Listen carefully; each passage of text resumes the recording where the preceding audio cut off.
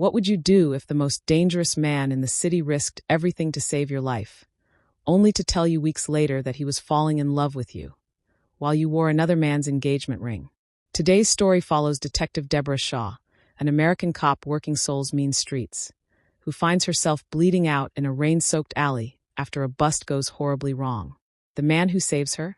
Kang Min-jun, a ruthless Korean crime boss whose name makes even hardened criminals nervous. What starts as a life-saving moment becomes something neither of them expected. A connection that defies logic, crosses every boundary, and threatens to destroy the careful life Deborah has built. This isn't just about attraction. It's about two people who shouldn't work on paper, finding something raw and real in the most impossible circumstances. It's about a man discovering he has a heart he thought died years ago. It's about a woman torn between safety and the kind of passion that burns everything down. Love, danger, forbidden desire, and the courage it takes to choose what your heart truly wants. This one will have you on the edge of your seat, questioning everything you thought you knew about love and loyalty.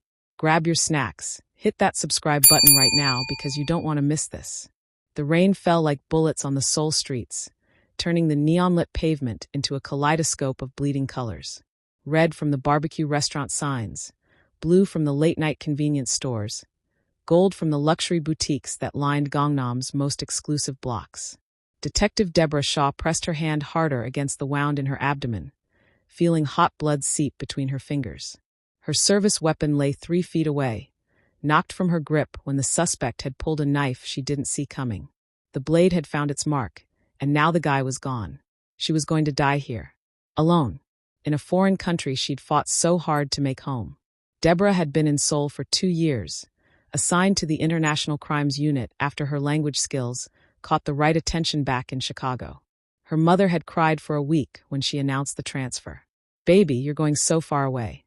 What if you need us?" She was breaking that promise right now. The case tonight had seemed simple. Intercept stolen electronics before they hit the underground market. But the suspect was smarter and faster, and when cornered, he'd fought like a man with nothing to lose. Her vision darkened at the edges. Somewhere distant, she heard an expensive engine rumble, then stop. Kang Min-jun sat in the back of his Bentley, jaw clenched tight. 3 major shipments had vanished today, costing him $7 million. Someone had betrayed him. Someone close. Someone was going to die for this. His driver, Tae-sung, knew better than to speak when Min-jun was in this mood. The older man had been with him for 15 years, since Min-jun was a hungry 23-year-old building an empire from nothing. Then Tae-sung hit the brakes hard. "What?" Min-jun started. "Sir, there's someone on the ground." Min-jun looked up. At first he saw nothing but shadows and rain. Then his eyes adjusted, and he saw her, a woman collapsed on the pavement, one hand pressed to her stomach. Even through the rain-streaked window, he could see the dark stain spreading across her uniform. A cop.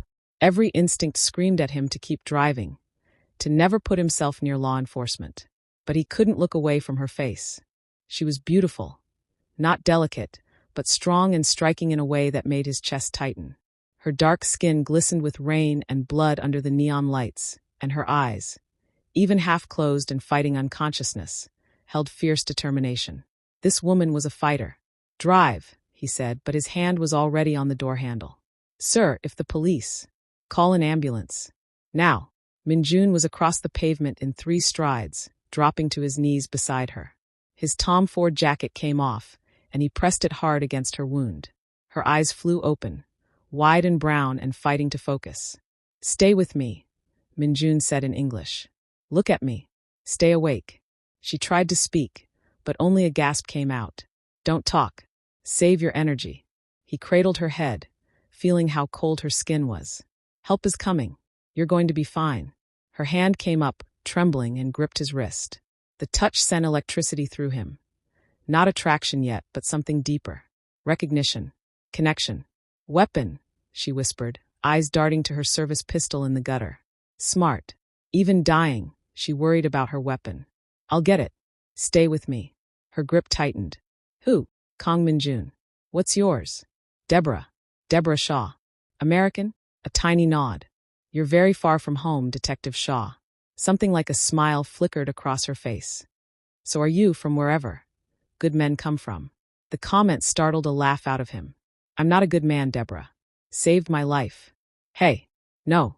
He shifted, pulling her against his chest so she could feel his heartbeat. You don't get to leave yet. You owe me a proper thank you. Her eyes cleared slightly. You're trouble. Probably. But I'm the trouble keeping you alive right now. Can't be even, when someone saves your life. Then stick around to repay the debt. Sirens approached. Taesung appeared with an umbrella, having retrieved her weapon with a handkerchief. 2 minutes out, sir. You hear that? Minjun looked down at Deborah. 2 minutes. You can do 2 minutes. Done longer, in worse situations. I believe you. Tell me something. What brought you to Seoul? Wanted to prove something. That I could make it, anywhere. And have you?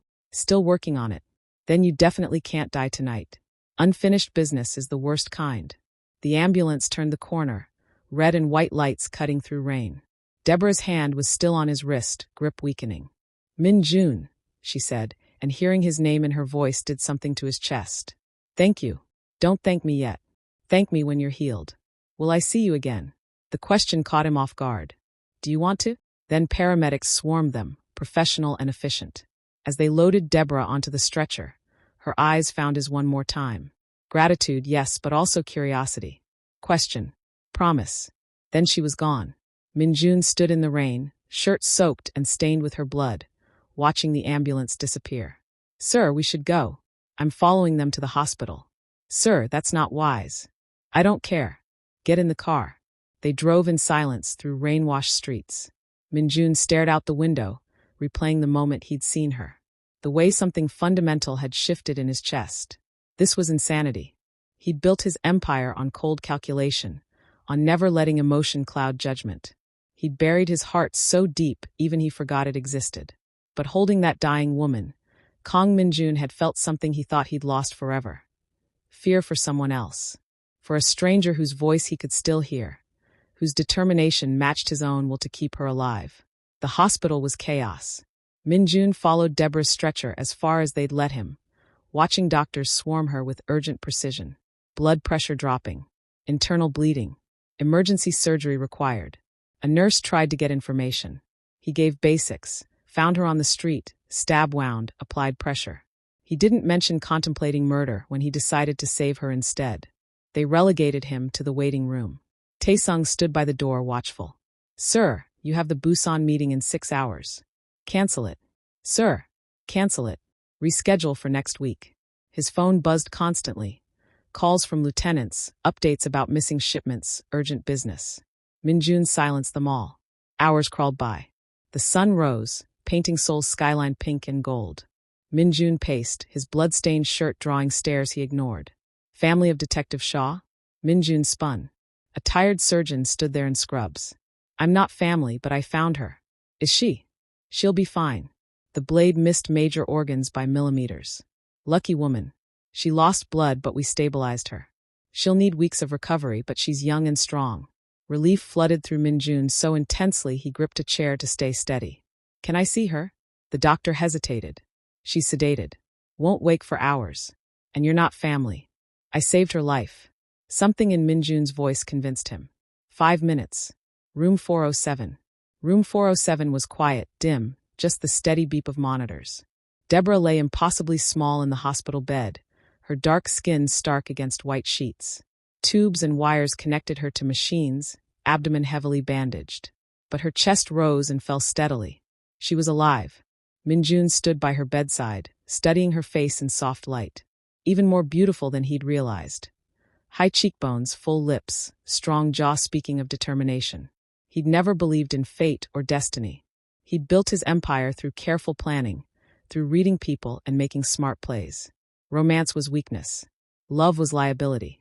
But standing here, looking at this woman who'd fought so hard to survive, Minjun felt something crack in the walls around his heart. He pulled out his business card and left it on her nightstand. Then he walked to the nurse's station. I need to pay Detective Shaw's medical bills. All of them. Anonymously. The nurse's eyes widened. Sir, I'll need to process through administration. Minjun placed his black card on the counter. Process it however you need. But her bills are covered. And I want weekly recovery updates sent to this number. He wrote down a secure line. Anonymously. Of course, sir. Outside, morning was bright and clear, storm completely past. Seoul looked fresh and new, like anything was possible. Office, Minjun told Taesung. We have work to do. Sir, respectfully, you haven't slept. I'm fine. Stop by my apartment first. I need to change. As they drove through Seoul's awakening streets, Minjun tried to convince himself this was just an anomaly, a momentary loss of control. By tomorrow, he'd forget about the brave detective with fierce eyes. But he knew he was lying. Deborah Shaw had gotten under his skin in a single rain-soaked encounter, and Kang Minjun had the unsettling feeling his carefully controlled world was about to be turned upside down. 7 days later, Deborah walked out of Seoul Metropolitan Hospital on shaky legs. The wound pulled with every step, a constant reminder of how close she'd come to dying. Marcus picked her up, hovering nervously. He'd been amazing all week, visiting daily, bringing food, handling paperwork, being exactly the supportive fiancé she expected. But something felt different. Off. Maybe dying did that. Maybe almost bleeding out made you see everything differently. Baby, slow down, Marcus said. The doctor said. I'm fine, Marcus. I can walk to a car. I know, but I'm fine. He fell silent and guilt stabbed her. He was just worried. That was good. So why did it feel suffocating? In the car, Marcus handed her a folder. Hospital paperwork you need to sign. Deborah flipped through. Discharge instructions, prescriptions, follow-up appointments. Then she saw the billing statement. Marcus, did you pay my hospital bills? What? No, I tried, but they said it was already handled. Why? Deborah stared at the page. Total charges, $47 million, roughly $35,000. Status, paid in full. Attached was a simple business card. Kang Minjuncio. Below it, a phone number. Nothing else. Who's Kang Minjun? Marcus asked. Deborah's heart hammered. Brown eyes intense with concern. Strong arms holding her in rain. A voice promising she'd survive. He's the man who saved my life. Oh, well, that's generous. Really generous. You should send a thank you card. Yeah. That night, back in their apartment, Deborah researched. Kang Minjun's name brought up dozens of articles. Seoul's most powerful businessman. The untouchable import king. Photos at galas, cutting ribbons, shaking hands with politicians. But there were other articles. Buried deeper, written more carefully. Rumors of underground connections. Questions about how he'd built such an empire so quickly. Suggestions his import-export business moved more than legal goods. Deborah had been in Seoul long enough to recognize the signs. Kang Minjun was dangerous. Possibly very dangerous. He was also the man who'd saved her life. Find anything interesting? Marcus appeared with tea. Deborah closed her laptop. Just reading up on him. He seems successful. Successful is one word for it. Deb, promise you won't do anything crazy. Like what? Like investigate him. This guy paid your bills out of goodness. Let's be grateful and move on. I'm not going to investigate him. Good.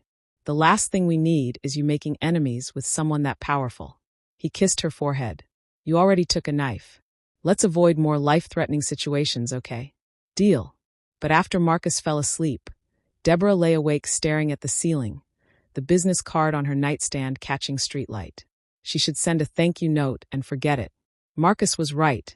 She didn't need complications. She had a good life, a good fiancé, a good job. But Deborah Shaw had never been good at taking the safe route. 3 days later, she stood outside Café Lumière in Gangnam's heart, Minjun's card clutched in her hand. She called that morning, expecting voicemail. Instead, Mr. Kang's office. How may I help you? I'm Detective Deborah Shaw. I wanted to thank Mr. Kang. One moment, please. Then a different voice, deeper and warmer. Detective Shaw, I'm glad you're recovered. Her heart did something complicated. Mr. Kang, I wanted to thank you properly. That's not necessary. It is to me. I don't like being in debt. A pause. How do you feel about coffee? Which was how she ended up here, at Seoul's most exclusive cafe, trying to ignore nervous flips in her stomach. This was just thank you. Simple, professional thank you. The cafe was beautiful, floor-to-ceiling windows, minimalist design, perfect lighting. The kind of place where coffee probably cost what she made in an hour. Then she saw him. Kang Minjun sat at a corner table with the entire city spreading behind him, and Deborah's breath caught. He was striking, sharp jawline, dark hair swept back, wearing a suit that probably cost more than her rent. But it was his eyes that stopped her, intense and intelligent, studying her with the same careful attention from that rain-soaked moment. He stood as she approached, tall and moving with the grace of someone comfortable with power. "Detective Shaw." He extended his hand, and when she took it, electricity shot up her arm. "Thank you for coming. Thank you for meeting me. And please call me Deborah. Then call me Minjun." He gestured to the seat. "Please. I ordered you an Americano. I hope that's acceptable." "Perfect, actually. How did you know?" A small smile. "You're American and in law enforcement." Safe guess. Deborah settled in, noting how perfectly positioned this table was. Minjun had clear sight lines to every entrance and exit, back to wall, commanding view. Tactical. The habits of someone always aware of threats. "I wanted to thank you," she started. "Actually, thank you doesn't cover it. You saved my life, then paid for my treatment. That's not something I can easily repay. I don't expect repayment. I know, but I still owe you." He leaned back, studying her. "How are you healing?" "Well, doctors said I was lucky. The blade missed everything important by half an inch. Luck had nothing to do with it. You're a fighter." I could see that even bleeding out in the rain. The way he said it, matter of fact, made warmth bloom in her chest. "You stayed at the hospital. Nurses said someone matching your description paced for 7 hours until they confirmed I survived. I wanted to make sure." "Why?" The question hung heavy between them. "I don't know," Minjun said, honest. "I saw you on the ground and something refused to let me keep driving. I've spent years not listening to those impulses." "What changed?" "You did." The words were simple, but the way he said them made Deborah's pulse quicken. This was more than politeness. There was something in his gaze that made her acutely aware of her heartbeat, the air between them, the charge in the space they shared. "Tell me about yourself," Minjun said. "What brings an American detective to Seoul?" Deborah wrapped her hands around her coffee. "Ambition, I guess. Wanted to prove I could make it anywhere. The International Crimes Unit was recruiting, and I'm good with languages. Your Korean is excellent. You've never heard me speak Korean." "No, but I saw how you read hospital signs. How you ordered at the counter without hesitation. You're comfortable with the language."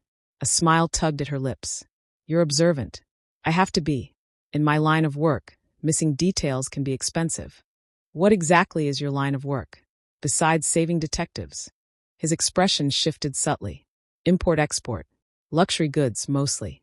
Electronics, designer items, high-end merchandise." "And the other stuff?" "What other stuff?" "The stuff articles hint at but never quite say." Minjun's smile widened, genuine. "You've been researching me. I'm a detective. It's what I do." "And what did your research tell you?" "That you're powerful, connected, possibly dangerous. Definitely not someone I should be having coffee with. And yet here you are. And yet here I am." They looked at each other across the table, something unspoken passing between them. They both knew what he was. They both knew what she was. They both knew this crossed lines. But neither moved to leave. The afternoon slipped away as they talked. Deborah found herself sharing things she rarely told anyone. Her Chicago childhood, her mother's fierce determination, her father who died when she was 12 and left a hole that never healed. Minjun shared too, more carefully. Growing up in Yongdongpo, one of Seoul's rough neighborhoods. A mother who worked 3 jobs to keep him in school. Learning early that the world respected power more than kindness. "She wanted me to be a doctor," he said with a wry smile. "Or a lawyer. Something respectable." "What does she think of what you became?" His expression went distant. "She died 6 years ago. Cancer. I bought her a beautiful house before the end, best doctors, best care. But I never told her how I made the money. She knew though," Deborah said softly. "Mothers always know." Yes, she knew, and loved me anyway. The vulnerability in his voice made her heart ache. This wasn't the ruthless businessman from articles. This was a man who'd lost people, who carried the weight of choices he couldn't undo, who'd built walls to survive. She recognized him because she'd done the same.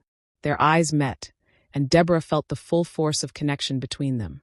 Not just attraction, though God knows she felt that, humming under her skin every time he smiled or leaned closer, or said her name with that slight accent. It was recognition. 2 people who'd fought their way out of places that tried to keep them small. 2 outsiders who understood building yourself from nothing. "I should mention," Deborah said, "my partner at the precinct warned me not to come today." "Why?" "Said you were trouble." Said I should send a card and forget I met you. He sounds smart. He is. But you came anyway. I did. Why? Deborah set down her cup, looking at him directly. Because I don't like unfinished business. Because when someone saves your life, you look them in the eye and say thank you. And because. She hesitated. Because I couldn't stop thinking about you. The admission hung in the air, honest and raw and more than she'd planned. Minjun leaned forward, elbows on table, bringing him closer. Deborah, I need to be honest about something. Okay. When I found you in that alley, when I held you while rain poured down and you bled in my arms, something happened. Something I wasn't prepared for. His voice was low, intense. I haven't stopped thinking about you either. Your strength. Your determination. How you fought to stay conscious. How you looked at me. Deborah's mouth went dry. Minjun. I'm not a good man. The articles? The rumors? Most are true. I've done things that would horrify you.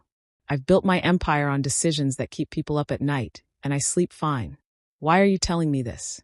Because you deserve to know who you're sitting across from. You deserve to know that whatever this is, he gestured between them, it's complicated beyond cultural differences or language barriers. I'm a cop. I already knew you were complicated. And that doesn't bother you? It should. Deborah laughed breathlessly. It really should. But I'm sitting here anyway. They stared at each other, the cafe bustling around them, the city sprawling beyond windows. Seoul in all its complicated glory. A place where an American detective and Korean crime boss could somehow find common ground. There's something else, Deborah said, heart hammering. This was the moment that changed everything. What is it? She twisted the ring on her left hand. Simple, elegant, practical. Minjun's eyes followed the movement, and she watched his expression shift. Subtle, controlled, but she saw it, a flash of pain. I'm engaged, she said quietly. His name is Marcus. Corporate lawyer. American like me. We've been together 2 years. The silence felt endless. I see. Minjun's voice was carefully neutral. He's a lucky man. Minjun, does he make you happy? Not do you love him, or when's the wedding? Just, does he make you happy? He's good to me, Deborah said, which wasn't an answer. That's not what I asked. She met his eyes, and something in his gaze made her want truth. Whole truth. He makes me feel safe. Comfortable. Like I have something stable in an overwhelming city. He understands being American here. Missing home sometimes so badly it hurts. But does he make you happy? Deborah's throat felt tight. I don't know if happiness is the most important thing. Security matters. Compatibility matters. Building something solid matters. That's not an answer either. I know. Minjun leaned back, expression unreadable.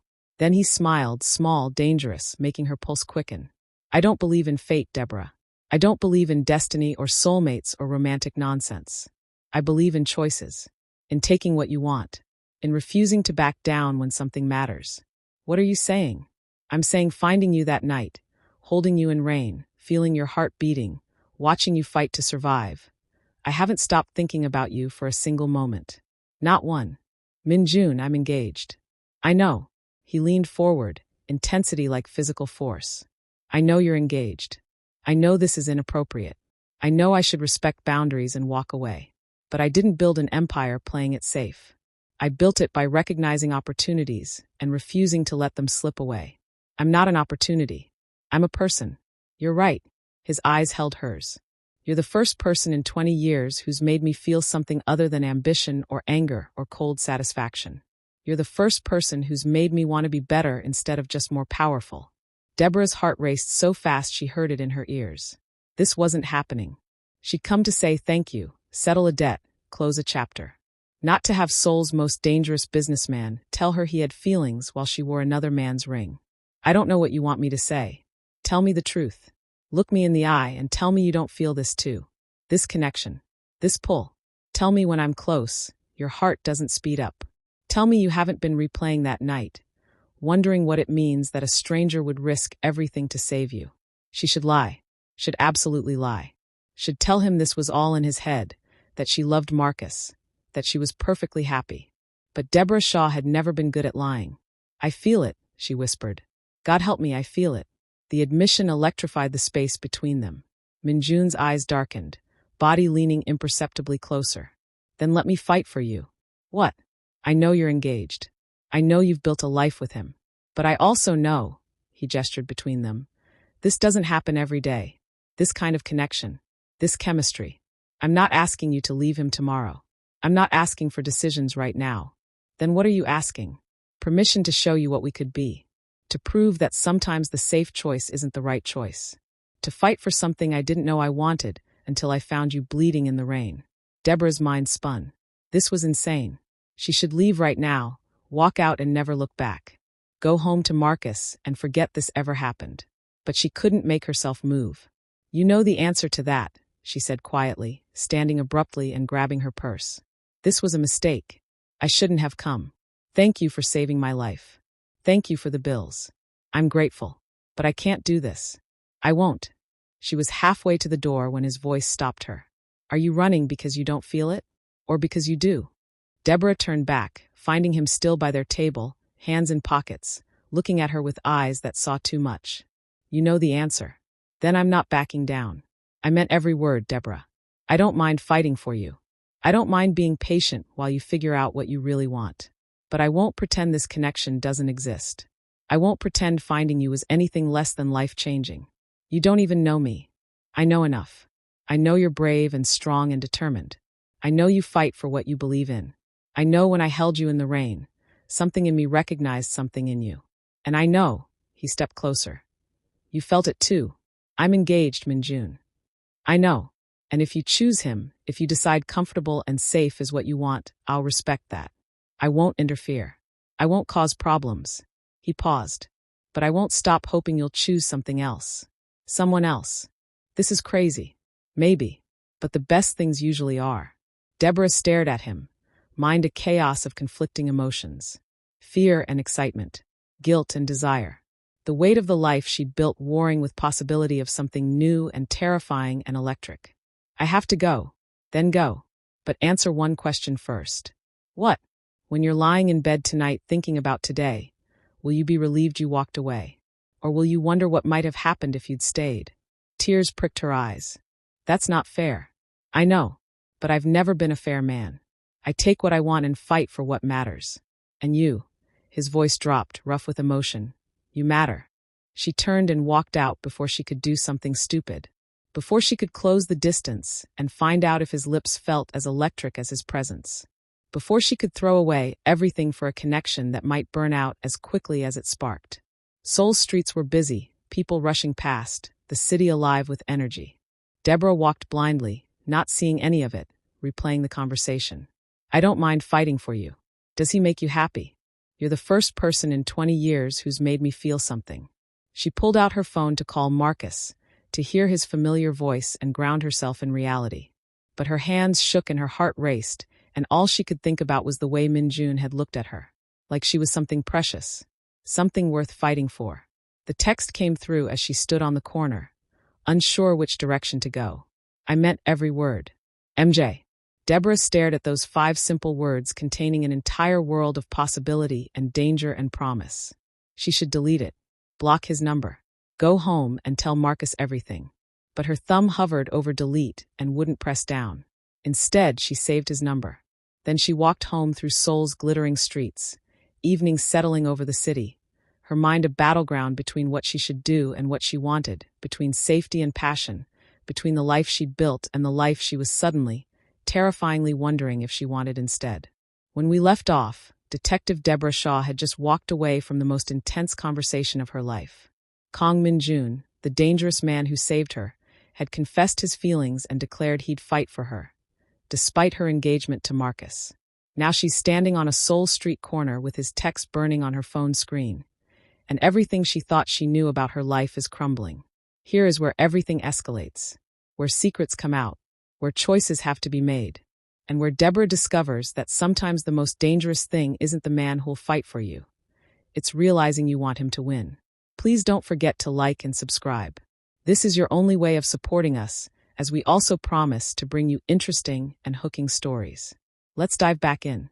Deborah stood outside her apartment building for 10 minutes before going inside, staring at Minjun's text like it might spontaneously combust. "I meant every word.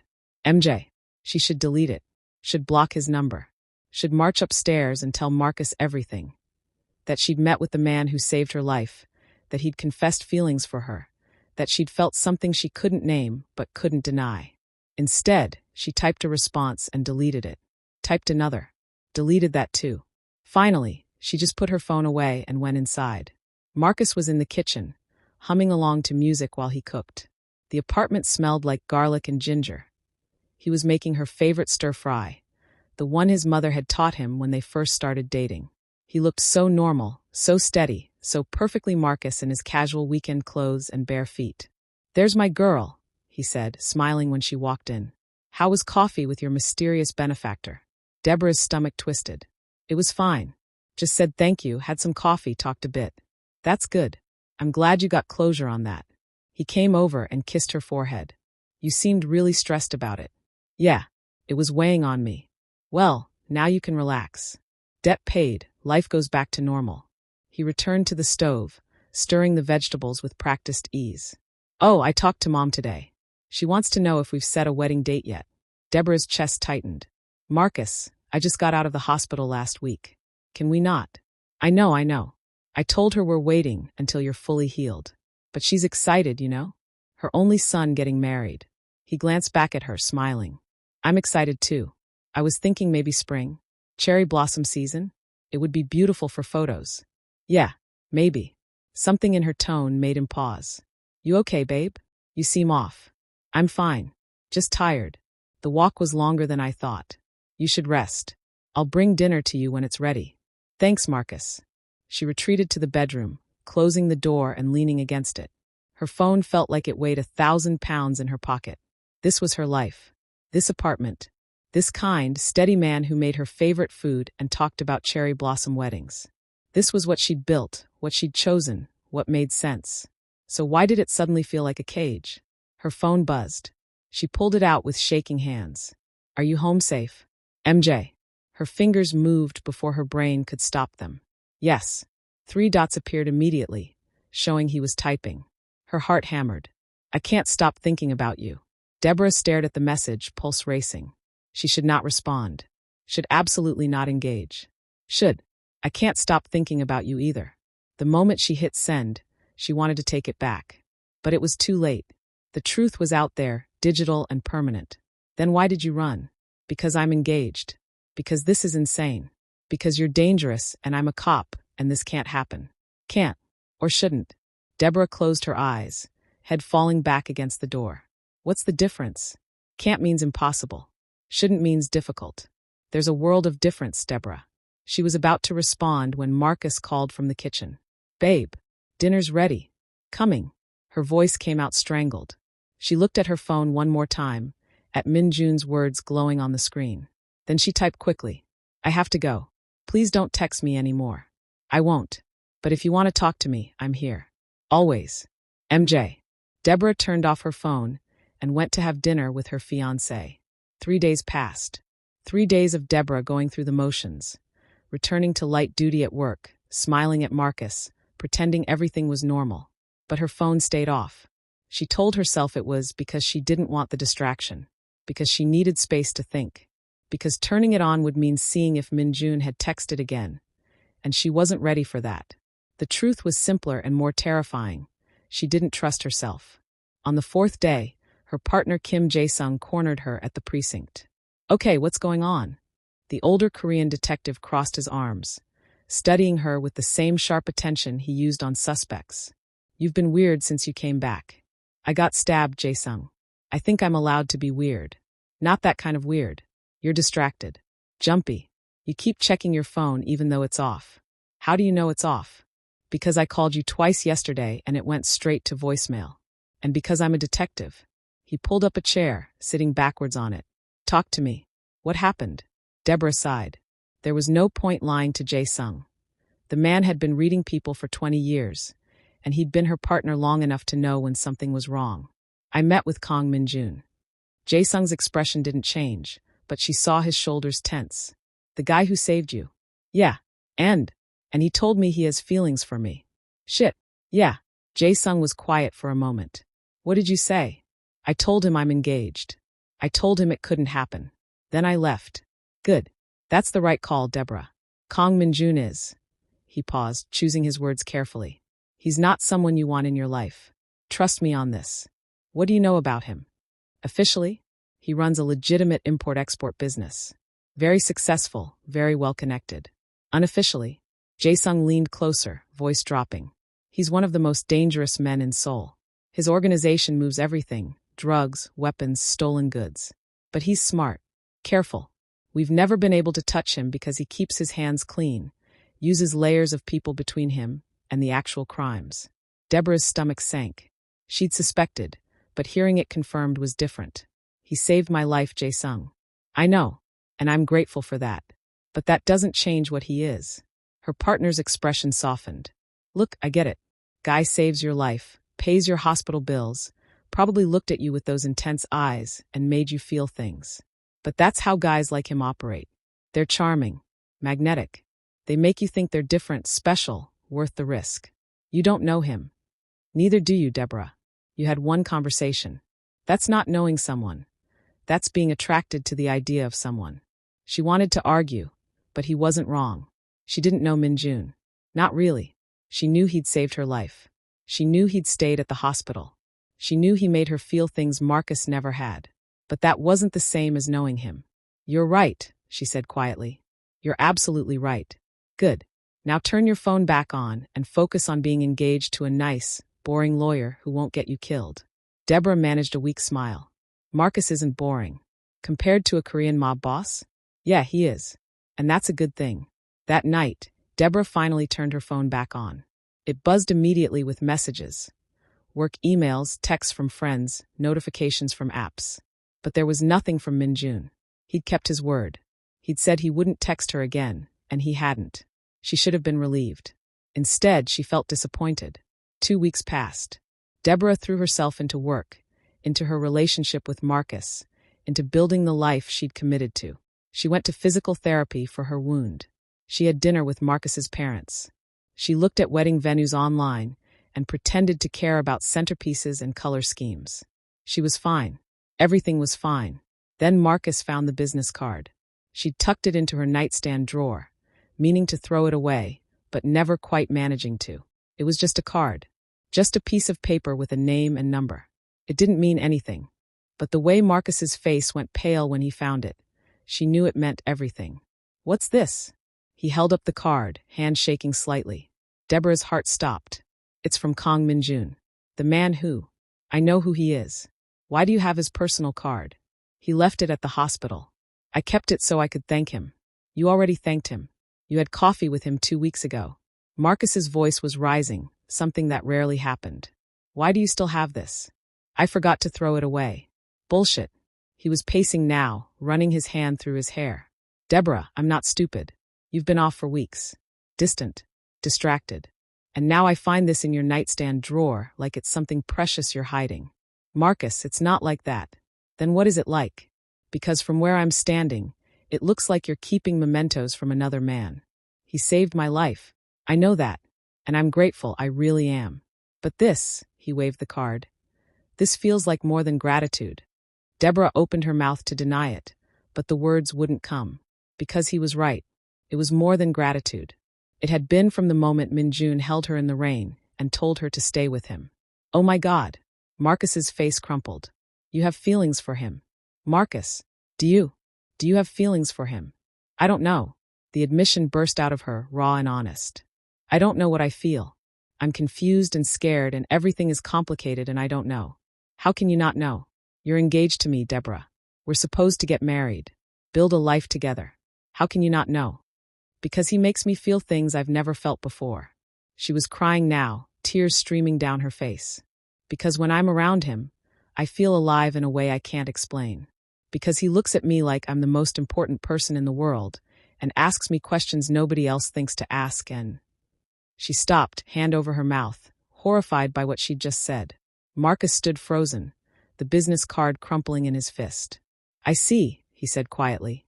Marcus, I'm sorry. I didn't mean. Yes, you did. You meant every word. He walked to the window, staring out at Seoul's glittering skyline. I've known something was wrong. I just didn't want to admit it. Nothing happened between us. I swear, nothing physical. That almost makes it worse, don't you think? If it was just physical, just attraction, that would be one thing. But you're talking about how he makes you feel. How he looks at you. That's emotional, Deborah. That's deeper. She didn't know what to say because he was right. Marcus turned back to face her, and the pain in his eyes broke her heart. Do you love me? Yes. Marcus, yes, I love you. But you're not in love with me. Are you? The question hung in the air between them, heavy and unavoidable. Deborah thought about all the reasons she'd said yes when Marcus proposed. Because he was kind. Because he understood her. Because they made sense together. Because after 2 years and Seoul feeling like an outsider, it was nice to have someone who felt like home. But she'd never felt breathless around him. Never felt like her heart might explode from just sitting across a table. Never felt like he saw parts of her she didn't even know existed. I don't know, she whispered. I thought I was. I wanted to be. But now I don't know. Marcus nodded slowly, like he'd expected that answer. I think you should call him. What? Kang Min-jun. I think you should call him. Marcus, no. Deborah, listen to me. He crossed the room, taking her hands in his. I love you. I want to marry you. I want to spend the rest of my life with you. But I can't compete with whatever this is between you two if you don't even know what it is. I don't want to hurt you. Then don't marry me while wondering what if. Don't stand at the altar thinking about another man. Don't spend the rest of our lives resenting me because you chose the safe option. That's not fair to you. None of this is fair to me. But it's the truth. He squeezed her hands. Call him. Figure out what this is. And then decide what you really want. And if I decide I want him? Pain flashed across Marcus's face. Then at least I'll know. At least we'll both know. What if I decide I want you? Then we'll figure it out. We'll go to couples therapy, we'll work through this. We'll build something stronger. But Deborah, his voice cracked. I need you to be sure. I need you to choose me because you want to, not because it's easier or safer or makes more sense. Deborah threw her arms around him, sobbing into his shoulder. He held her tight, and she felt his tears in her hair. I'm so sorry, she whispered. I'm so sorry, Marcus. I know. Me too. They stood like that for a long time, holding each other while their carefully built future crumbled around them. Finally, Marcus pulled back, wiping his eyes. I'm going to stay at a hotel for a few days. Give you space to think. You don't have to. Yes, I do. We both need space right now. He grabbed a bag from the closet and started packing. And Deborah, whatever you decide, I want you to know, I don't regret us. These 2 years have been good. You've made me happy.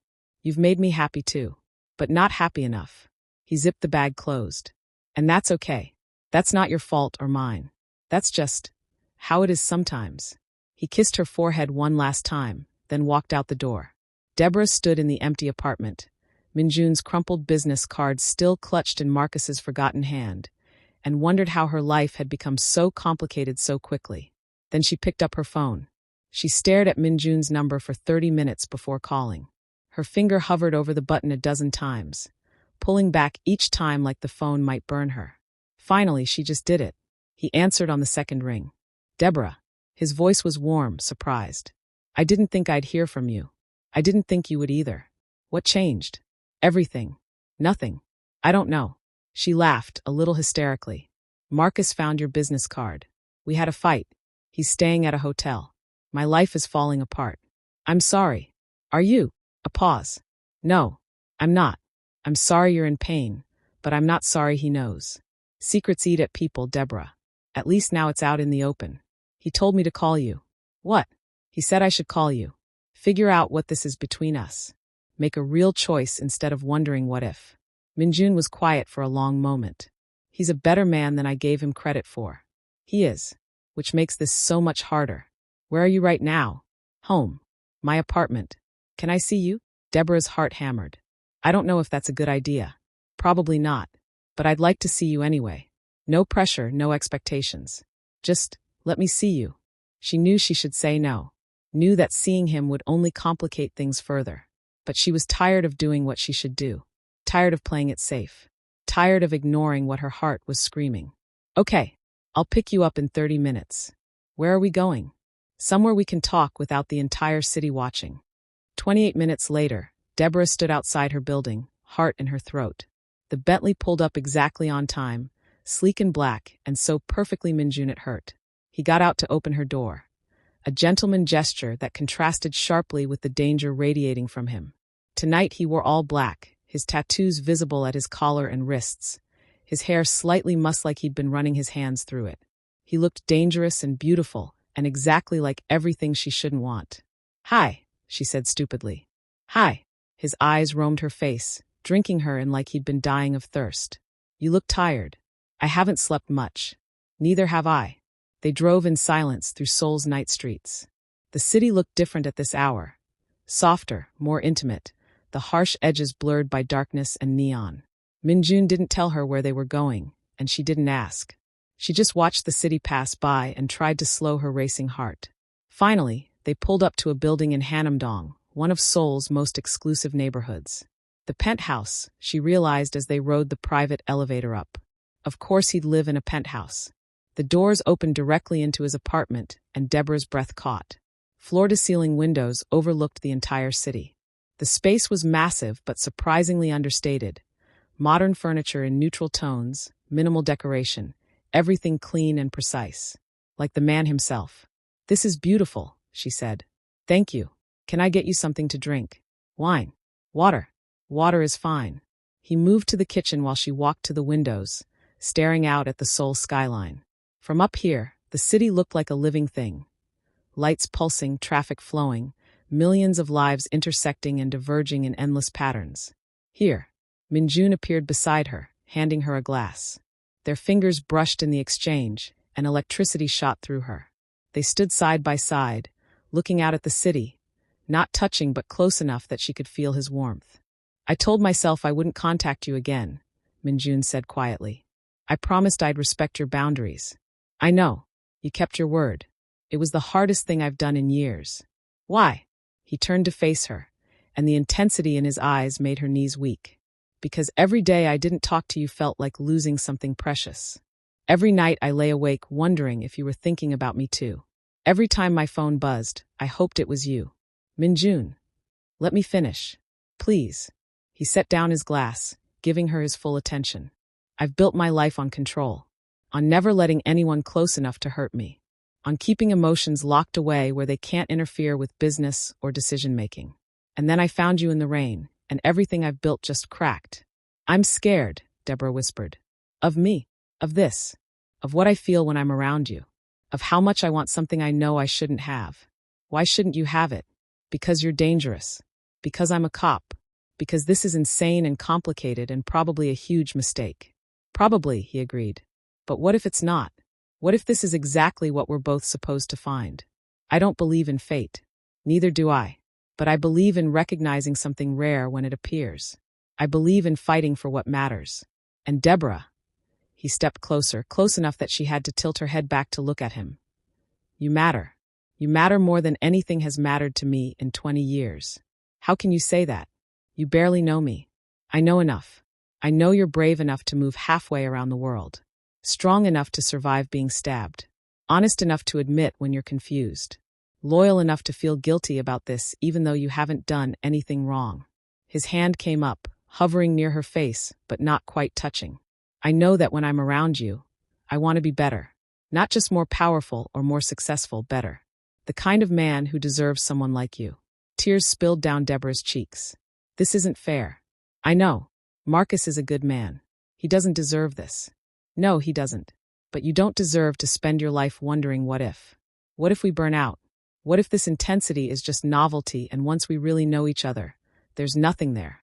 Then at least we'll know. At least we won't spend the rest of our lives wondering." Deborah looked up at him, at this dangerous, beautiful man who'd literally saved her life and was now trying to claim her heart. Everything logical said to walk away. Everything sensible said to go back to Marcus, to apologize, to choose the safe path. But nothing about her life had been safe since the moment she decided to move to Seoul. "I don't know what to do," she whispered. "Yes, you do. You're just afraid to do it." "What am I afraid of?" "Choosing what you want instead of what makes sense. Taking a risk instead of playing it safe. Admitting that sometimes the heart knows things the mind can't understand." His hand finally made contact, cupping her face with a gentleness that contrasted sharply with the intensity in his eyes. His thumb brushed away her tears, and Deborah felt like she might shatter from the tenderness of it. "Tell me to leave," she said desperately. Tell me you were wrong, that this is a bad idea, that I should go back to Marcus and forget about you. I can't do that. Why not? Because I'd be lying. And I promised myself I'd never lie to you. He leaned closer, his forehead almost touching hers. I won't make this decision for you, Deborah. I won't push you into something you're not ready for. But I won't pretend I don't want you either. I won't pretend that every moment you're here, I'm fighting the urge to kiss you and show you exactly how good we could be together. Deborah's breath came in short gasps. Min-jun, you have to choose. Safe or extraordinary. Comfortable or electric. The life you planned or the life you didn't know you wanted. His voice dropped to barely a whisper. But whatever you choose, choose it because it's what you really want. Not because it's easier. Not because you're afraid. Choose it because your heart demands it. They stood frozen like that, foreheads almost touching, breathing each other's air, balanced on the knife's edge of possibility. Then Deborah's phone rang. They both jumped, the moment shattering. She fumbled for her phone, seeing Marcus's name on the screen. I have to. I know. Answer it. She stepped away, moving to the far side of the room. Marcus. Hey. His voice was rough, like he'd been crying. I just wanted to check on you. Make sure you're okay. She glanced at Min-jun, who was giving her privacy by looking out the window. I'm okay. Good. That's good. A pause. Have you talked to him? Yes. And I still don't know, Marcus. I'm sorry, but I still don't know. That's okay. Take your time. I meant what I said. I want you to be sure. I don't deserve you. Maybe not. But you have me anyway. She heard him take a shaky breath. I love you, Deborah. Whatever you decide, that doesn't change. I love you too. She hung up and stood there, phone in hand, caught between two men and two futures and two versions of herself. Min-jun turned from the window. You should go. What? You should go home. Think about what you want without me influencing you. This is too important to rush. But I know what you thought. And believe me, every part of me wants you to stay. Wants to show you exactly how good this could be. But that's not fair to you or him or even me. He walked to her, taking her hands in his. Go home, Deborah. Really think about what you want. And then, when you're ready, make your choice. What if I choose him? Pain flashed across his face, but his voice stayed steady. Then I'll respect that. It will kill me, but I'll respect it. And if I choose you? His grip on her hands tightened. Then I'll spend every day proving you made the right decision. He called his driver to take her home. At the door, he pulled her into a hug. Just a hug, nothing more, but it felt more intimate than anything Deborah had experienced. She could feel his heartbeat, his warmth, the barely restrained desire radiating from him. Thank you, she whispered into his chest. For what? For not making this easy. For respecting me enough to let me choose. I told you. I want to be worthy of you. That starts with treating you the way you deserve to be treated. The drive home felt surreal. Deborah stared out the window, her mind replaying everything. Marcus's pain, Min-jun's intensity, the impossible choice in front of her. When she got home, the apartment felt empty and cold. She made tea she didn't drink and stared at her phone and wondered how her life had become so complicated. Then she noticed something on the kitchen counter. A note from Marcus in his careful handwriting. Whatever you decide, I want you to be happy. That's all I've ever wanted. M. Deborah picked up the note, tears streaming down her face. She loved Marcus. She really did. He was kind and steady, and exactly the kind of partner anyone would be lucky to have. But when Min-jun touched her, she felt like she was finally waking up from a dream she didn't know she'd been having. Her phone buzzed. A text from Min-jun. I meant what I said. Whatever you choose, I'll respect it. But I hope you'll choose me. MJ. Deborah stared at the two messages. Marcus's note, Min-jun's text. Two good men. Two different futures. Two versions of happiness. She sat down at the kitchen table and finally let herself feel everything she'd been suppressing. The fear, the desire, the guilt, the hope, the terror, the possibility. And slowly, quietly, in the darkness of her empty apartment, Deborah Shaw began to understand what her heart had been trying to tell her all along. But making that choice, actually saying the words out loud, that was something else entirely. That would require courage she wasn't sure she had. That would require breaking someone's heart, possibly her own. That would require stepping into the unknown and trusting that whatever came next was worth the risk. Dawn broke over Seoul, painting the sky in shades of pink and gold. Deborah sat at her kitchen table, Marcus's note in one hand and her phone in the other, tears drying on her cheeks. She knew what she had to do. She just had to find the strength to do it. And in a penthouse across the city, Kang Minjun stood at his window, watching the same sunrise, his phone in his hand, waiting for a choice that would change everything. Waiting for the woman who'd made him believe in something he thought he'd lost forever. Waiting for Deborah Shaw to decide if safe was enough, or if she was brave enough to choose extraordinary. The city woke around them, millions of people starting their days, making their own choices, living their own stories. But in that moment, only two stories mattered, and only one choice would determine how both of them ended.